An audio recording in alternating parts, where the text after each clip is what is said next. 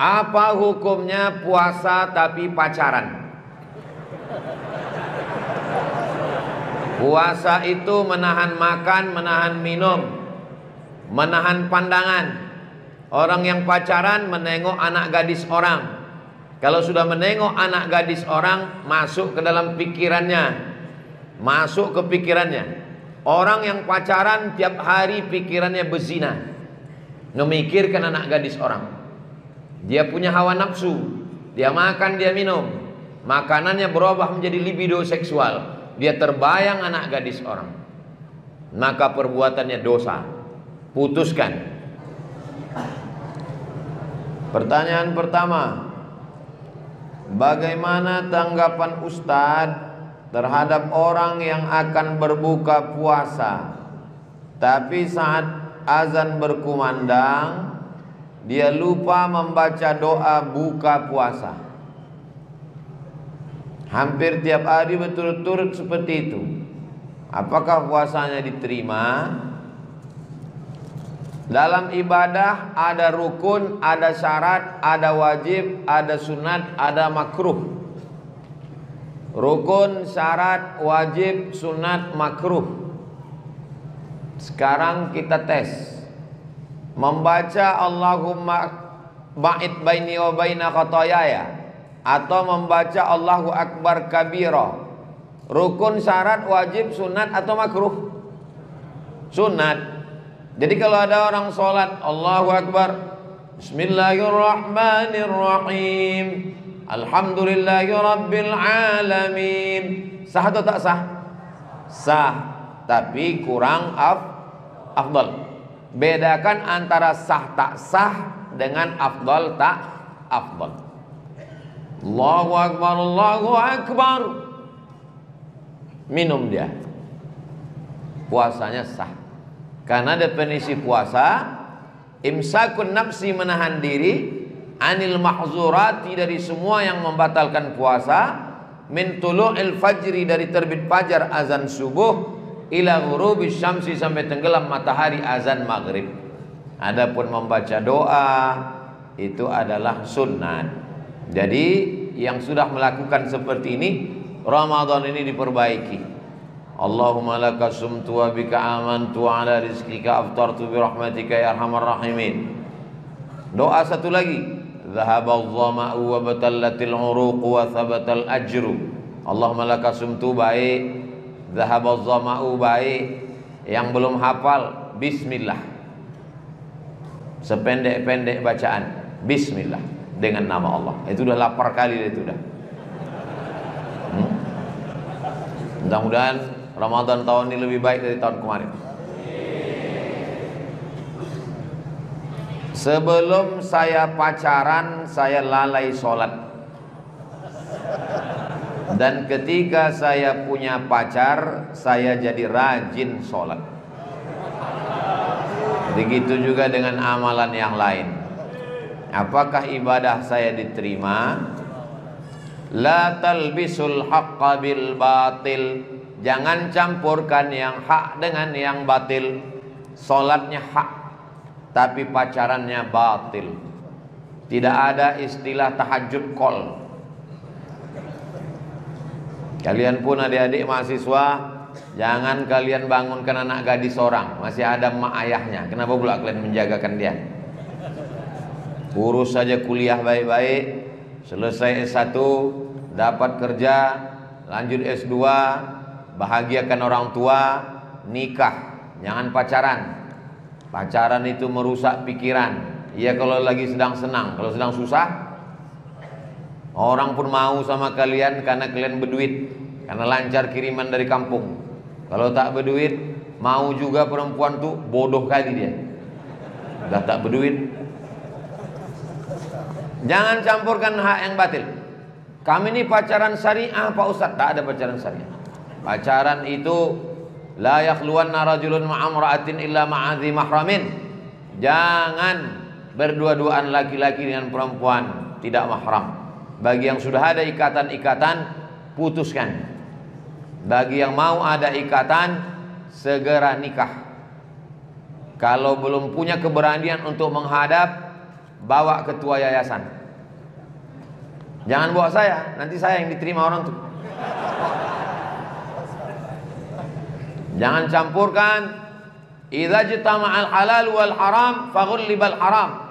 Kalau bercampur yang halal dengan yang haram, yang menang itu haram. Ini air zam-zam dicampur dengan khamar. Air zam-zamnya yang rusak, bukan khamarnya berubah menjadi suci. Maka jangan campurkan yang hak dengan yang batil. Bagi yang sudah baik, mudah-mudahan menjaga kebaikannya, istiqamah. Bagi yang belum, taubat, hijrah. Jangan sia-siakan anak perempuan orang. Bagaimana kalau adik kalian perempuan disisiakan orang? Bagaimana kalau saudari kalian perempuan disisiakan orang? Ingat, 10 tahun akan datang kalian akan kepala rumah tangga, kalian akan jadi ayah, kalian akan punya anak perempuan. Jangan sia-siakan anak orang. Jangan pancing orang untuk buat jatuh cinta, lalu kalian tak siap untuk membalasnya. Boleh untuk update status yang. Saya lahir dari keluarga broken, yang beda agama. Sekarang Islam. Dulu ibu mungkin tidak nikah. Bagaimana menurut Islam hal yang terjadi terhadap saya? Ma min mauludin illa yuladu alal fitrah. Semua anak manusia yang lahir ini fitrah. Kata Abu Hurairah, makna fitrah itu fitratul Islam. Walaupun ayahmu ateis, walaupun emakmu agnostik, walaupun tak Islam, maka kau lahir suci fitrah. Setelah Allah beri akal, cari ulama, cari ustad, syahadat, masuk Islam, sholat, zakat, puasa, bisnis, dapat duit, pergi haji, jaga akidah, nikah dengan muslimah, jaga keluarga yang baik. Orang-orang tua kalau masih bisa diselamatkan, ajak dia masuk Islam. Inna dina indallahil Islam, wa may yabtaghi ghairal islami dina falan yuqbala minhu, tak akan diterima. Wa huwa fil akhirati minal khasirin. La ilaha illallah Muhammadur Rasulullah sallallahu alaihi wasallam. Adapun orang tua yang masih bisa diselamatkan, selamatkan. Yang sudah meninggal dunia, kalau dia Islam, doakan dia, Allahumma ighfir lahu warhamhu wa'afihi wa'fu anhu, bacakan Al-Fatihah, bacakan Yasin, bacakan Quran. Kalau dia tak Islam, kuserahkan hambamu ini kepada engkau ya Allah. Allah lah yang akan menetapkan apa hukum yang layak bagi dia. Adapun anaknya, maka perbaikilah hidup di masa akan datang. Saya sudah 8 bulan bebas dari penjara. Ibadah sholat, mengaji. Saya mencari, minta bantuan kepada Allah, teman saya, tapi Allah belum memberikan jalan. Bagaimana menurut Pak Ustaz, apakah saya harus terus bersabar dan berusaha serta berdoa? Ini air yang ada di depan saya ini memang air punya saya, berisi. Tapi kalau saya tak berusaha membuka tutupnya, memegangnya, memasukkannya ke mulut, mungkin dia masuk ke mulut saya? Tidak. Maka ada namanya takdir. Ini memang takdir saya. Tapi ada namanya al-kasbu wal ikhtiar. Ada usaha. Itulah dia keyakinan ahlus sunnah wal jamaah. Adik-adik mahasiswa, apa kata orang? Jodoh tak akan kemana. Memang betul, tapi saingan di mana-mana.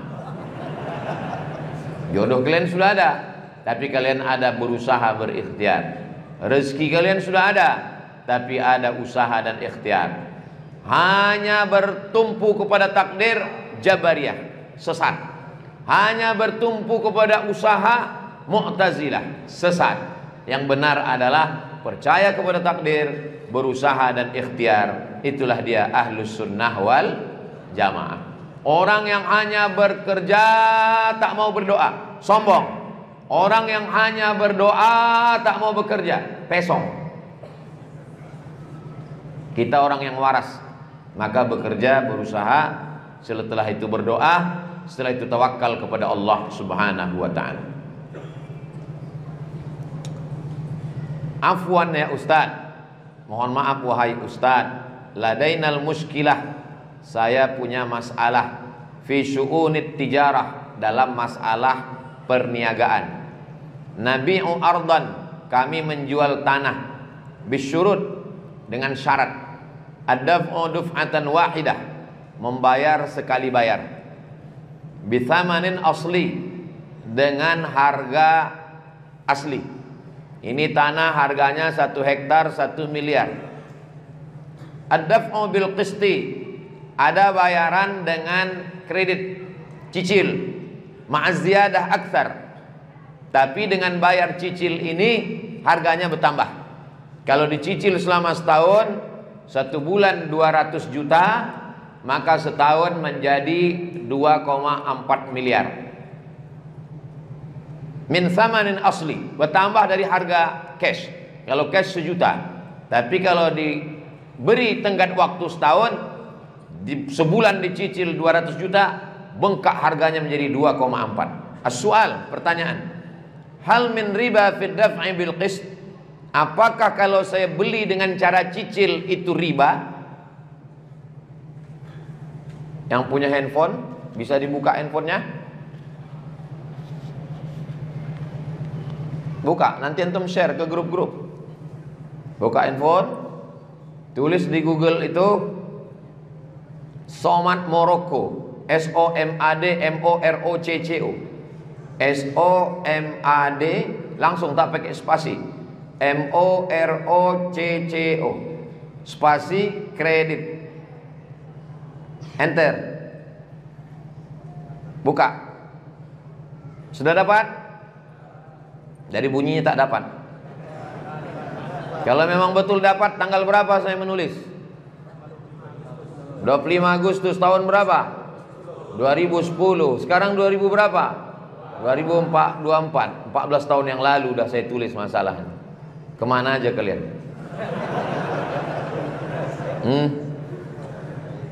Coba tengok fatwanya.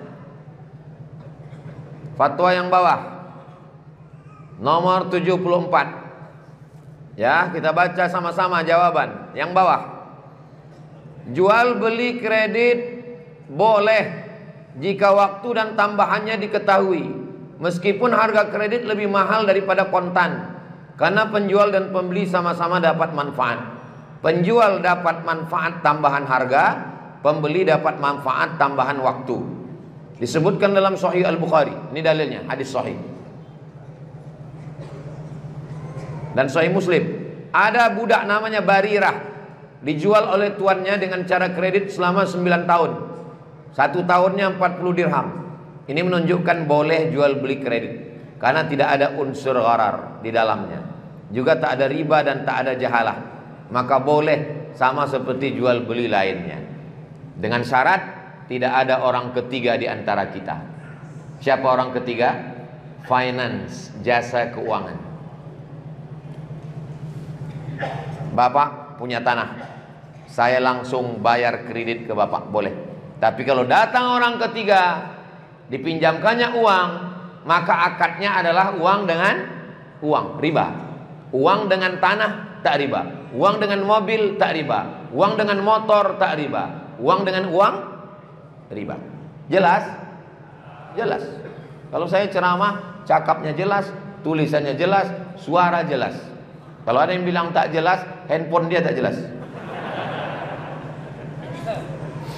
Apa hukumnya puasa tapi pacaran?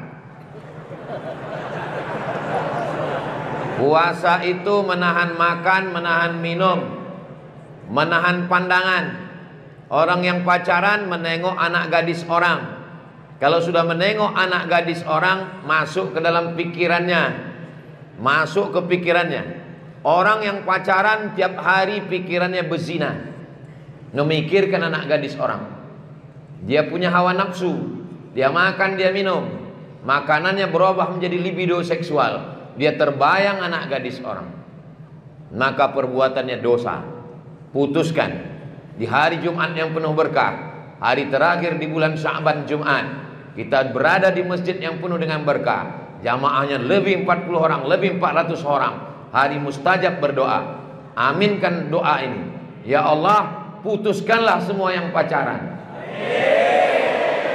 Nah, putus kalian.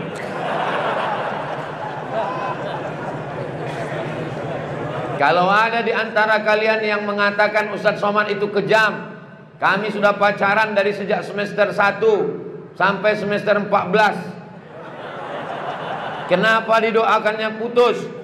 Kalian yang pacaran tak nikah-nikah sudah 5 tahun, itu sama dengan iklan roti. Dibuka, dijilat, dicelup, tidak dimakan-makan.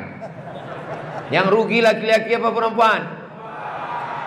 Perempuan. Kudoakan kalian laki-laki nikah sama perempuan yang tak pernah pacaran.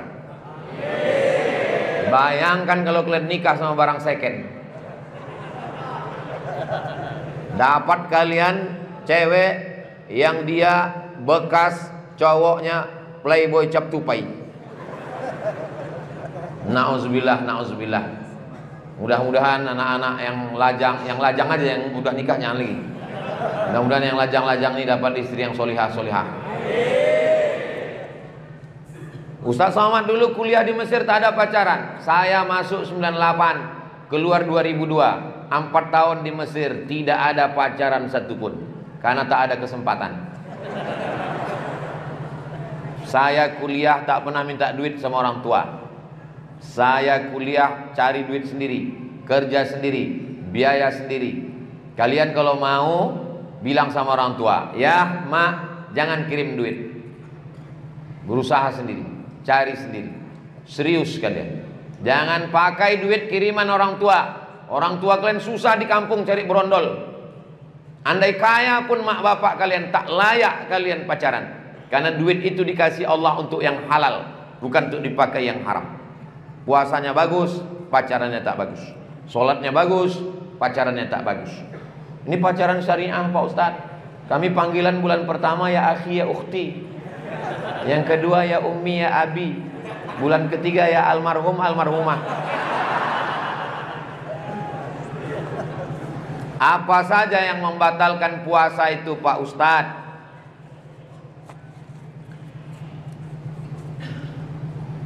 Imsakun nafsi anil mahzurati, menjaga diri dari yang membatalkan puasa. Idkhalu syai' fil jauf, masuk sesuatu dalam rongga, memasukkan sesuatu dalam rongga. Rongga dari atas, tenggorokan, rongga dari bawah. Melakukan hubungan, maaf cakap, keluar sperma, kecuali kalau antum mimpi, mimpi basah, mimpi banjir, keluar sperma, tak batal. Tapi kalau antum melakukan, batal. Makan minum, Ustadz katanya kalau nangis batal. Nangis tak batal, tapi nangisnya sambil minum teh es Pak Ustadz. Nyari gara-gara kalian. Ada orang yang puasanya tak batal tapi pahalanya hilang. Rubba sha'imin, berapa banyak orang yang puasa laisa lahu min siyamihi, tak dapat puasa apa-apa, illal ju', lapar, wal atas, haus. Kenapa? Pahalanya hilang karena matanya liar, pahalanya hilang karena mendengar yang tak baik, pahalanya hilang karena ghibah namimah lidahnya, pahalanya hilang karena melakukan perbuatan maksiat. Maka kita kalau bisa puasa yang sempurna. Puasa 3 level. Puasa pertama puasa awam, puasa kedua puasa khawas, puasa ketiga khawasul khawas. Puasa yang awam tahan makan tahan minum. Terbit matahari, tenggelam matahari. Terbit fajar, tenggelam matahari, tahan makan tahan minum. Puasa awam. Yang paling tinggi yang nomor tengah khawas, tahan makan, tahan minum, tahan mata, tahan telinga, tahan hati, tahan pikiran. Yang paling tinggi puasanya wali-wali Allah. Hatinya, pikirannya tidak ada mengingat kecuali mengingat Allah Subhanahu wa taala. Puasa daripada selain Allah. Asyamu an ma siwallah, menahan diri dari yang selain Allah. Ini puasa yang paling tinggi. Kita level yang tengah pun jadilah. Tahan makan, tahan minum, tahan tenggorokan, tahan lambung, tahan kemaluan, tahan mata, tahan telinga, tahan hati, tahan pikiran, tahan lisan, tahan tangan, tahan kaki. Mudah-mudahan kita menjadi orang yang bertakwa insyaallah. Kertas terakhir. Kenapa peperangan Palestina dan Israel tak pernah berhenti? Kenapa Palestina bisa direbut pada zaman Umar bin Khattab? Karena Islam kuat. Kenapa Palestina bisa direbut pada masa Salahuddin Al-Ayyubi? Karena Islam kuat. Kenapa Muhammad Al-Fatih bisa merebut Konstantinopel? Karena Islam kuat. Sejak 1946 Israel masuk sampai 2024, kenapa kita tak bisa merebut Palestina? Karena kita lemah. Jadi masalah kuat dan lemah. Kalau kita kuat bisa. Siapa bilang tak bisa? Muhammad Al-Fatih menaklukkan Konstantinopel umurnya 21 tahun. Usamah bin Zaid diangkat jadi panglima perang umurnya 18 tahun. Berapa umur kau? 22 Pak Ustaz. Apa yang sudah kau taklukkan? Hati dia. Puih. Belajar kalian bagus-bagus. Jadi dokter spesialis. Buat rumah sakit besar.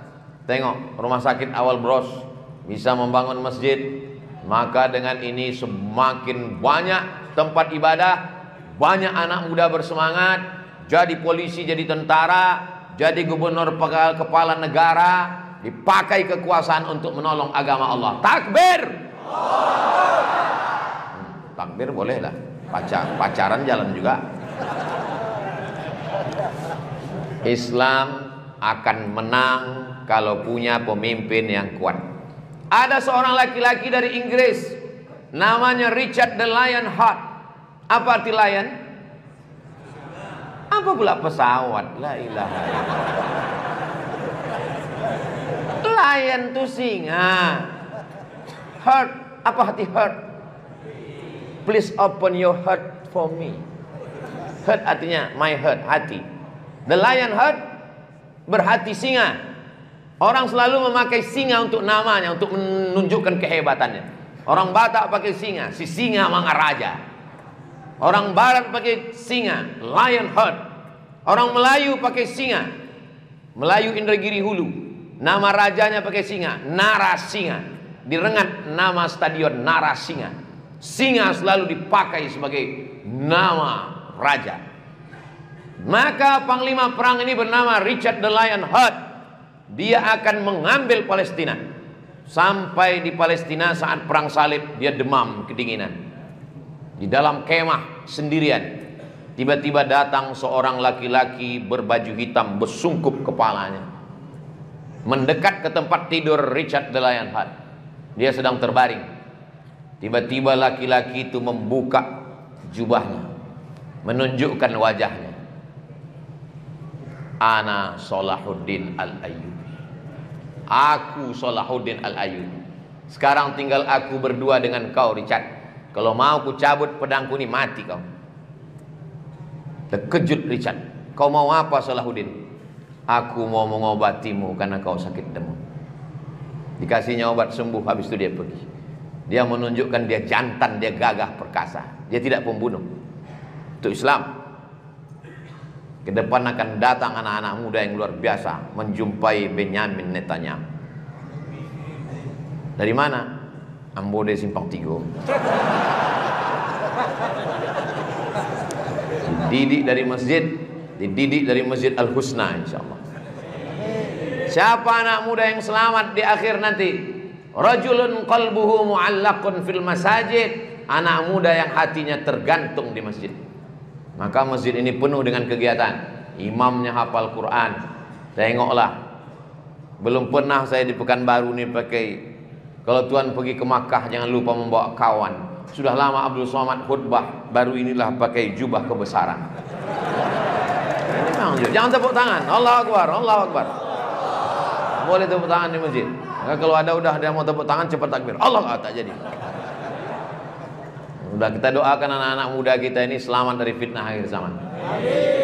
Kenapa Ustaz Somad selalu mendoakan anak muda saja? Yang tua tak usah doakan lagi. Udah tua buat dosa juga lagi. Malaikal maut udah dekat. Ala hazihin niyah untuk yang berwakaf, orang-orang tua kita yang sudah mendahului kita. Al-Fatihah. A'udzubillahi minasyaitonirrajim. Bismillahirrahmanirrahim. Alhamdulillahirabbil alamin arrahmanirrahim maliki yaumiddin. Iyyaka na'budu wa iyyaka nasta'in ihdinas siratal mustaqim Shiratal ladzina an'amta 'alaihim ghairil maghdubi 'alaihim waladdallin. Amin. Allahumma shalli ala sayidina Muhammad wa ala ali sayidina Muhammad. Allahumma barik lana fi Sya'ban. Berikan kami berkah di bulan Sya'ban. Wa ballighna Ramadan. Sampaikan kami ke bulan Ramadan. Allahumma jazil waqifin. Berikan balasan terbaik kepada orang-orang tua saudara-saudara kami yang sudah berwakaf. Allahumma fir lahum warhamhum wa'afihim wa'fu anhum waj'alil jannata mathwahum. Allahumma ja'al kuburahum radatan min riyadil jinan. Kalau mereka sudah meninggal, jadikan kuburnya salah satu taman surgamu ya Allah. Waj'al ahlahum wa dzurriyyatihim minas salihin was salihat. Jadikan keturunannya orang-orang yang soleh dan salihah. Allahumma wassi' arzaqahum. Kalau dia masih hidup, lapangkan rezekinya ya Allah. Rabbana fir lana dzunubana, ampunkan dosa kami, wali abaina, ayah kami, wali ummahatina, mak kami, wali azwajina, pasangan hidup kami, wali man hadarana, semua yang hadir pada salat Jumat dan majlis ilmu ini ya Allah. Allah makhtim bis salihati a'malana, tutup amal kami dengan husnul khatimah. Allahumma aslih syababal muslimin, perbaiki akhlak anak-anak muda kami ya Allah. Wafiqhum lima tuhibbuhu wa tardah. Tanamkan taufik dan ridhamu dalam hati mereka supaya mereka beramal dengan amal yang kau cintai. Allahumma la tada' lana dzamban illa ghafartah. Pulang kami dari majlis ini dalam keadaan bersih dari dosa-dosa. Wala dainan illa qadaitah. Lunaskan dari hutang piutang riba. Wala maridan illa syafaitah. Yang sakit-sakit angkat penyakitnya. Wala mayitan illa rahimtah. Yang meninggal dunia lapangkan kuburnya, selamatkan dari azab. Wala aziban illa zawwajtah. Yang lajang yang gadis jumpakan dengan jodoh yang baik-baik. Wala raghiban illa anjabatah. Yang belum ada keturunan berikan anak yang soleh dan solihah. Wala hajatan min hawaijid dunya wal akhirati laka ridha wa lana fiha salah illa qadaitaha wa yassartaha. Segala hajat dunia hajat akhirat baik bagi kami dan engkau ridha, mudahkanlah ya Allah. Allahumma ansur ikhwanana al-mujahidina fi Falastin. Allahumma dammir a'da'aka a'da'ad-din. Rabbana atina fid dunya hasanah wa fil akhirati hasanah wa qina adzabannar. Sallallahu ala sayyidina Muhammad wa ala alihi washabihi wasallam. Walhamdulillahi rabbil alamin. Taqabbalallahu minkum minna wa minkum taqabbal ya karim. Terima kasih segala perhatian. Mohon maaf segala kesilapan. Selamat menunaikan ibadah puasa Ramadan 1445 Hijrah. Taqabbalallahu minna wa minkum shalihal a'mal. Assalamualaikum warahmatullahi wabarakatuh. Nah, Ustaz Abu Samad, seorang ulama terkenal asal Indonesia yang kita tahu memberikan ceramah yang sangat berkesan tentang targhib di bulan Ramadan. Dalam ceramahnya beliau menekankan pentingnya memanfaatkan bulan suci ini mendekatkan diri kepada Allah Subhanahu wa taala. Nah, Ramadan kali ini tidak seperti biasa. Beliau bukan hanya sekedar membicarakan atau membahas tentang menahan lapar dan dahaga, tapi juga kesempatan untuk meningkatkan kualitas ibadah, memperbaiki akhlak, memperbanyak amal kebaikan kita. Satu sahabat mengingatkan para jamaah bahwa Ramadan adalah bulan yang penuh berkah yang harus sambut dengan hati yang bersih dan penuh harap. Beliau menjelaskan bahwa setiap amalan yang dilakukan bulan Ramadan meskipun kecil memiliki pahala yang berlipat ganda. Oleh karena itu setiap muslim harus memaksimalkan waktu-waktu yang ada dengan ibadah yang bermanfaat, baik itu sholat, membaca sholat, membaca Quran maupun berzikir insyaallah. Nah, di samping itu satu sahabat juga menekankan pentingnya menjaga hubungan baik dengan sesama selama di bulan Ramadan. Beliau meningkatkan bahwa bulan puasa adalah waktu yang tepat untuk mempererat tali silaturahmi, berbagi dengan orang yang membutuhkan dan menjaga kebersihan hati. Beliau juga berbicara tentang pentingnya mempersiapkan diri secara fisik dan mental untuk menjalani ibadah puasa dengan penuh kesabaran dan ketekunan. Ustaz Abu Samad juga menyarankan agar umat muslim menjaga pola makan yang sehat dan istirahat yang cukup agar tubuh tetap kuat dan menjalani ibadah. Selain itu beliau juga menekankan agar setiap individu meningkatkan kualitas sholat tarawih dan tidak meremehkan ibadah tersebut. Nah, di Ustaz Abu Samad di Malaysia, beliau memberikan pencerahan dan motivasi bagi umat Islam untuk menjalani ibadah dengan baik. Beliau juga mengajak setiap muslim untuk menjadikan bulan suci ini momentum untuk memperbaiki diri, memperbanyak ibadah kepada Allah Subhanahu wa taala. Semoga kita semua bisa menjalani ibadah ini dengan baik dan sempurna tanpa halangan apapun dan ibadah kita berjalan dengan lancar. Terima kasih, kurang lebihnya mohon maaf. Wabillahi taufiq wal hidayah. Assalamualaikum warahmatullahi wabarakatuh.